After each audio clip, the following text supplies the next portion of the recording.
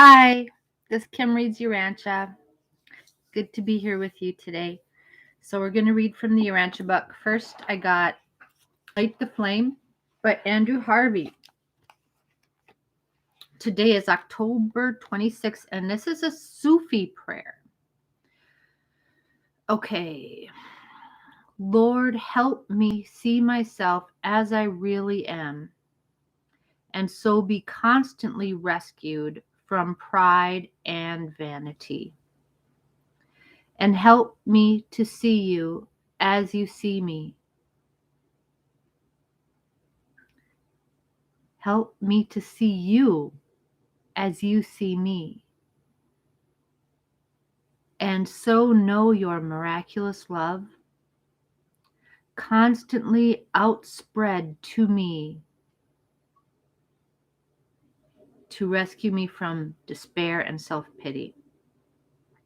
So know your miraculous love is constantly outspread to me, to rescue me from despair and self-pity.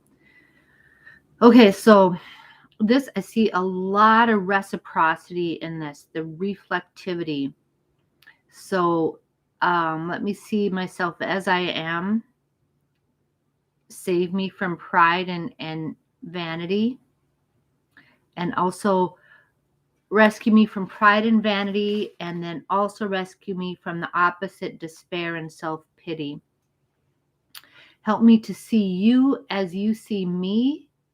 So that's really difficult for me because how can I see God because God sees me as imperfect, as becoming something more than what I am. And I can't see God that way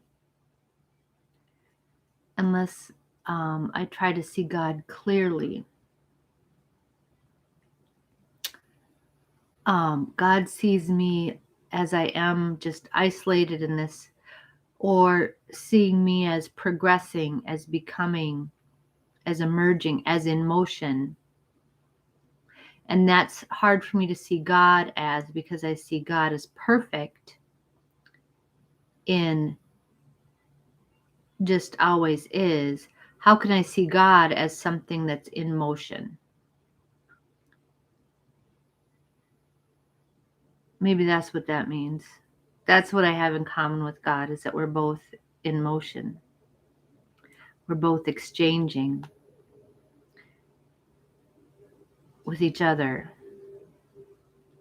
Because it's, I see that God gives to me, but how can I see that I have something to give to God?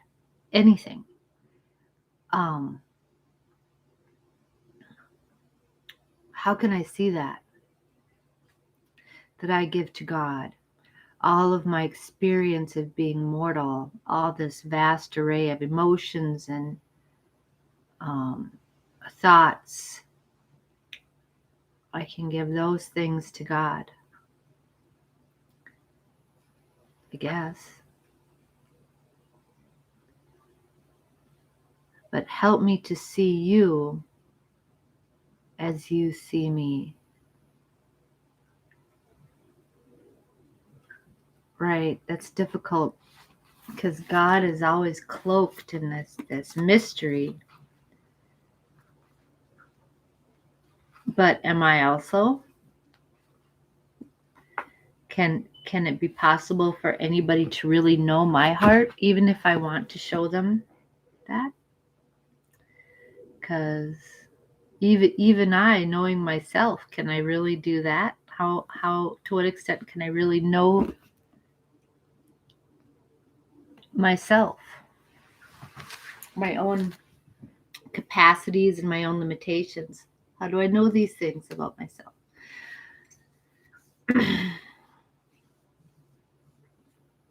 I don't know. Okay, so that's interesting. But fundamentally, I see the reciprocity in the universe. As I interact with other people and with nature, I see myself reflected in all these things. God is in all these things, and that's facilitating this reciprocity, this divine give and take, giving and taking, and seeing and being seen. Yeah, that's what makes us real. Okay, that's pretty esoteric. That's pretty out there. Let's keep going. Let's read from the Urantia book. Okay, this is kind of a long one today. We're talking about the Solitary Messengers, paper 23, section 2, assignments of the solitary messengers. Solitary messengers are not permanently attached to any individual or group of celestial personalities. They're on duty, always by assignment, and during such service, they work under the immediate supervision of those who direct the realms of their attachment.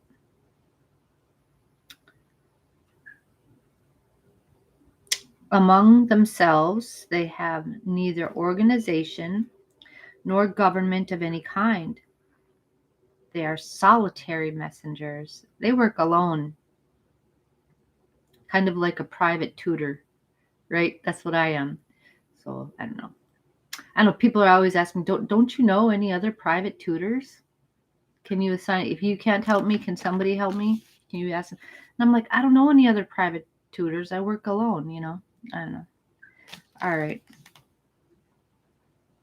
Solitary messengers are assigned by the Infinite Spirit to the following 7 divisions of service. 1, messengers of the Paradise Trinity. 2, messengers of the Habona circuits. 3, messengers of the super universes. 4, messengers of the local universes. 5, explorers of undirected assignment. They're out there exploring stuff. 6, ambassadors and emissaries of special assignment.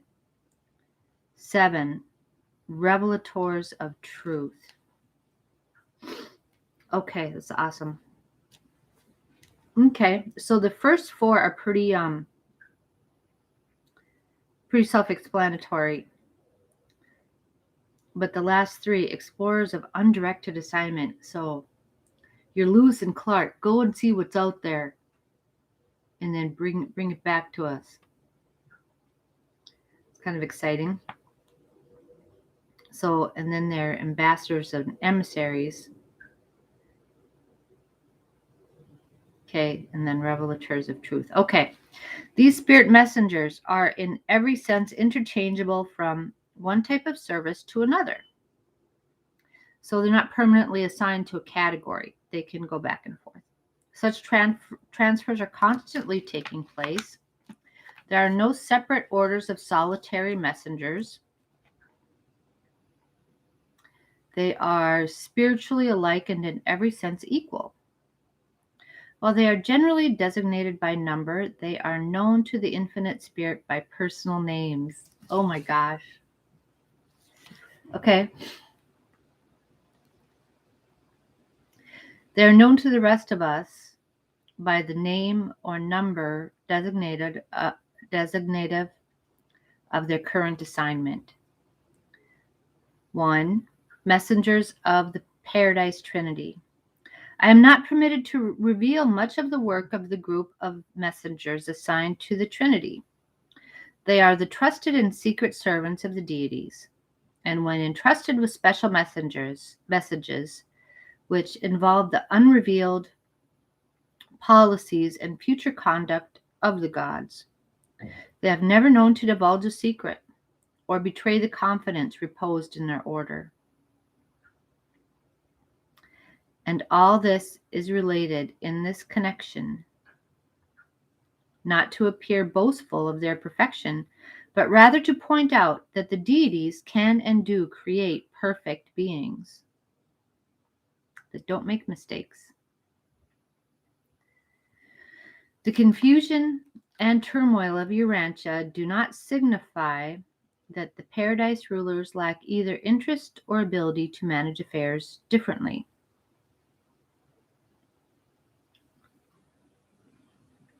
Right. Okay?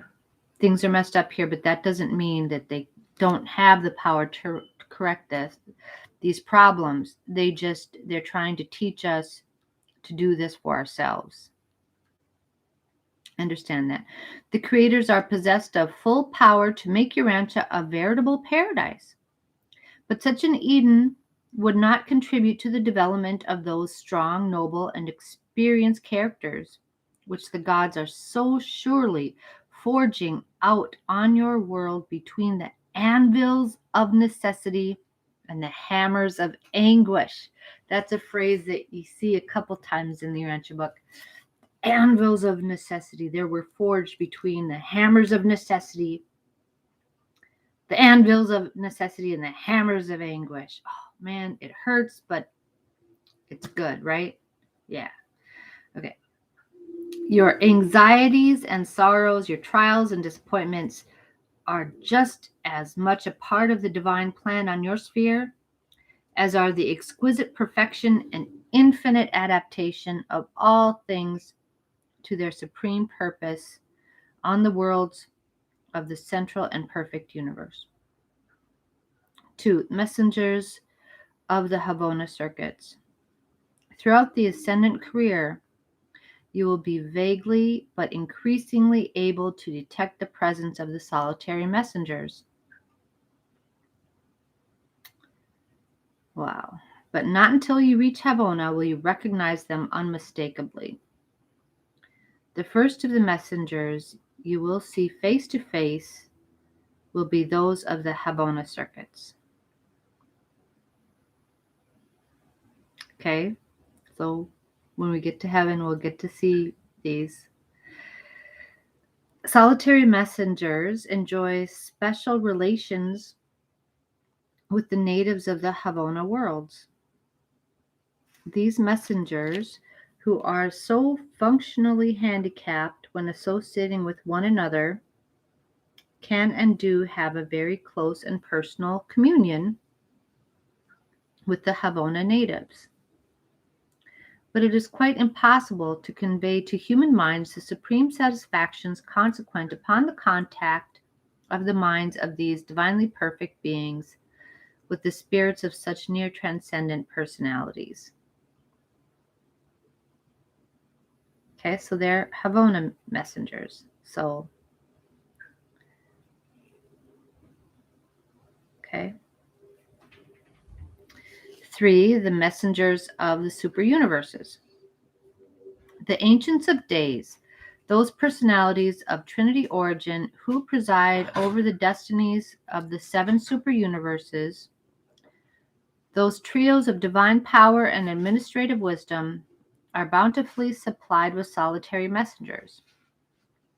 It is only through this order of messengers that the triune rulers of one super universe can directly and personally communicate with the others of another. Solitary messengers are the only available type of spirit intelligence, aside possibly from the inspired Trinity spirits, that can be dispatched from the headquarters of one super universe directly to the headquarters of another. All other personalities must make such excursions by way of Havona and the executive worlds of the master spirits. Okay, so all other personalities have to go, if they want to go from one super universe to another one, they have to go through Havona first. But not these solitary messengers. Okay. There are some kinds of information which cannot be obtained either by gravity messengers, reflectivity, or broadcast. So these are like special messages, like, yeah, okay. Like top secret kind of stuff. And when the ancients of days would certainly know these things, they must dispatch a solitary messenger to the source of knowledge. Long before the presence of life on Urantia, the messenger now associated with me was assigned on a mission out of Uversa to the central universe. was absent from the roll calls of Orvanton for almost 1,000,000 years, but returned in due time with the desired information. Wow. Long before the presence of life on Urantia, this messenger here that I've got right here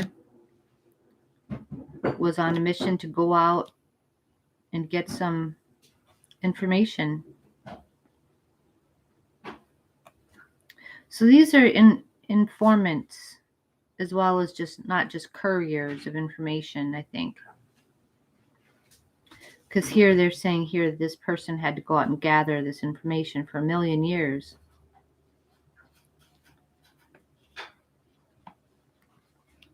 There is no limitation upon the service of solitary messengers in the super universes. They may function as executioners of the high tribunals or as intelligence gatherers for the good of the realm. Yep. Of all the super creations, they most delight to serve in Orvanton, because here the need is greatest and the opportunities for heroic effort are greatly multiplied in Orvanton. In the more needy realms, we all enjoy the satisfaction of a more replete function. Right. So they like to serve where there's the greatest need.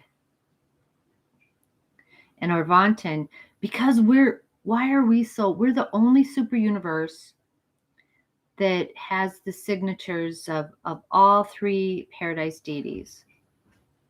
So that makes us kind of special and kind of difficult to integrate.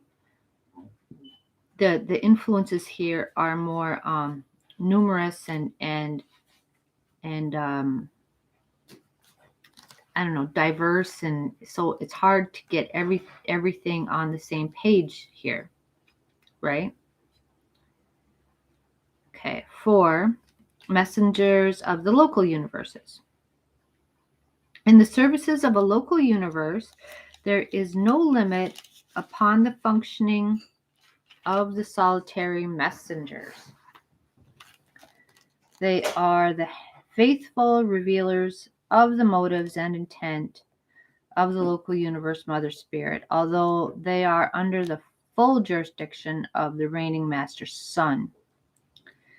And this is true of all messengers operating in a local universe, whether they are traveling out directly from universe headquarters or whether they are acting temporarily in liaison with constellation fathers, system sovereigns, or planetary princes. Before the concentration of all power in the hands of Creator Sun, at the time of his elevation as sovereign ruler of his universe, these messengers of the local universes function under the general direction of the Ancients of Days and are immediately responsible to their resident representative, the Union of Days. Right. So the Union of Days is the representative, and ours is Emmanuel. Right. Okay. So that totally makes sense. Okay. 5, explorers of undirected assignment. When the reserve corps of the solitary messengers is over-recruited,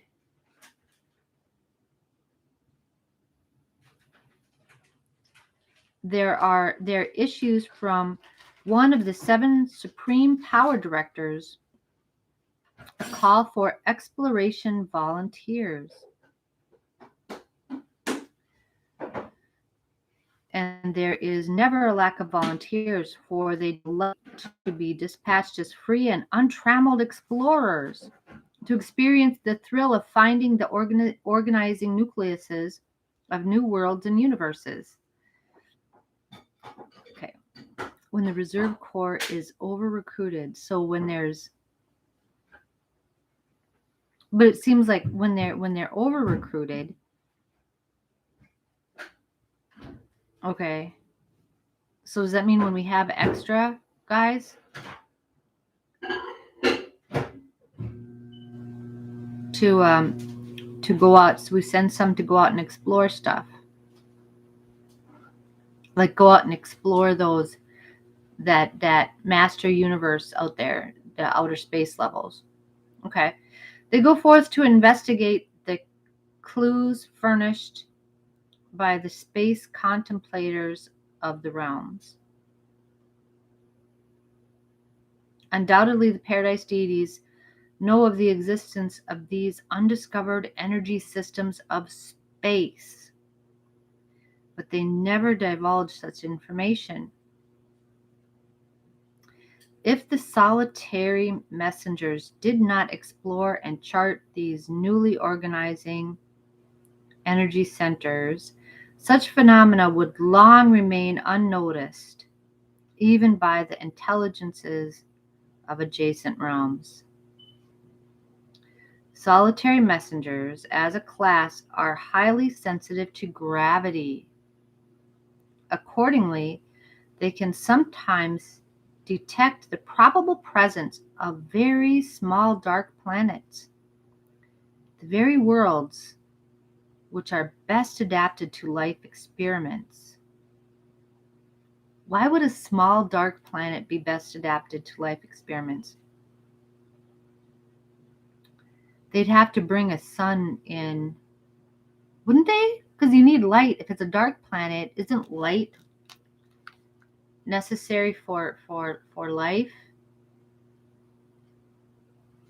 Well, yeah. I don't know. Maybe not. No, there's like microorganisms and stuff, but when you talk about intelligent life or complex life, they need light. There's like archaebacteria and stuff that live without light.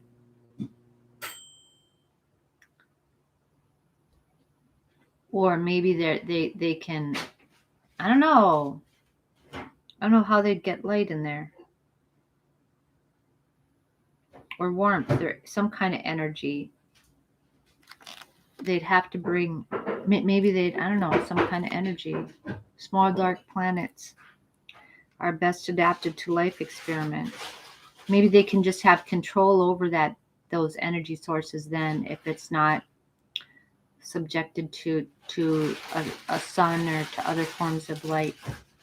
They'll have to they could use different kinds of energy or manipulate things easier. I don't know. I just thought that was interesting. These messenger explorers of undirected assignment patrol the master universe. They are constantly out on exploring expeditions to the uncharted regions of all outer space. Very much of the information which we possess of transactions in the realms of outer space we owe to the explorations of the solitary messengers, as they often work and study with the celestial astronomers. Awesome. 6. Ambassadors and emissaries of special assignment. Local universes situated within the same superuniverse customarily exchange ambassadors selected from their native orders of sonship. But to avoid delay, solitary messengers are frequently asked to go as ambassadors from one local creation to another to represent and interpret one realm to another. For example, when a newly inhabited realm is discovered, it may prove to be so remote in space that a long time will pass before an enseraphimed ambassador can reach this far distant universe. An enseraphimed being cannot possibly exceed the velocity of 558,840 Urantia miles in 1 second of your time. Okay, that's as fast as an enseraphimed being, someone who's being transported by an angel, right? But yeah, massive stars, cross currents and detours, as well as attraction tangents, will all tend to retard such speed, so that On a long journey, the velocity will average about 550,000 miles per second. Okay, what is the speed of light in miles per second? Now, hold on. I'm just going to look. Okay, hold on. Well, how's this related to speed of light? Yeah, speed of light. Yeah, well, how many,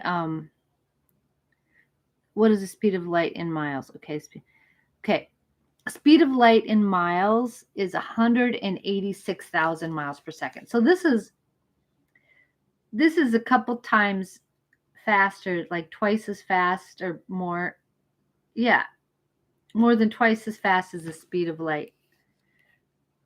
And those are the slow beings. Those are the angels who are kind of slow. These solitary messengers go faster. When it develops that it will require hundreds of years for a native ambassador to reach a far distant local universe, a solitary messenger is often asked to proceed there immediately to act as ambassador ad interim.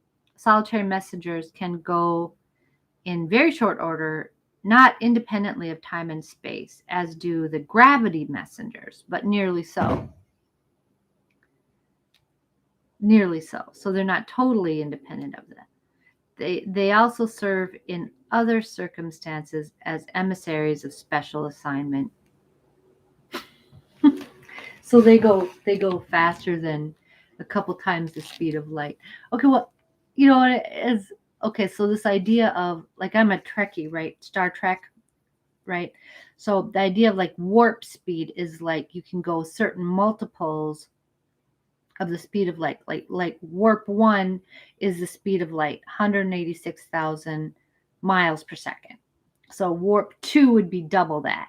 Warp 3 would be so you can like hop on these, but you can't really go in between those, something like that, right? You can't really travel at speeds that are in between those, not really, or it's harder or something. But this would tend to debunk that, because this is I don't know, I'm not gonna, yeah, in between, warp 2 and warp 3, but these solitary messengers can go a lot faster. I don't know how fast they go, but a lot faster. Okay, 7, Revelators of Truth. The solitary messengers regard the assignment to reveal truth as the highest trust of their order,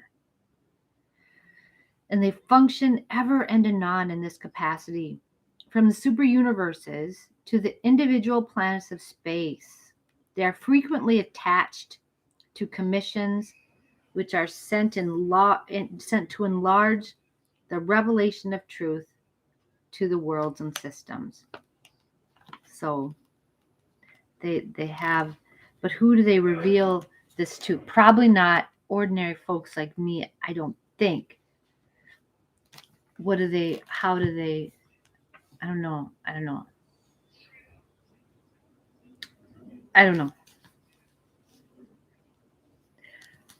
I would like to talk to us. Well, it's because it said that you're not going to encounter a solitary messenger until you get to heaven. You'll be able to detect them. So I don't think we've got them whispering in our ears, really. I think that they're talking. I don't know what they're doing, who they talk. I don't think that they talk to me. I'd like to talk to one. I don't know. Anyway, we'll see how it goes. All right, love you everybody who's watching, and have a really good day. Okay, all right, bye.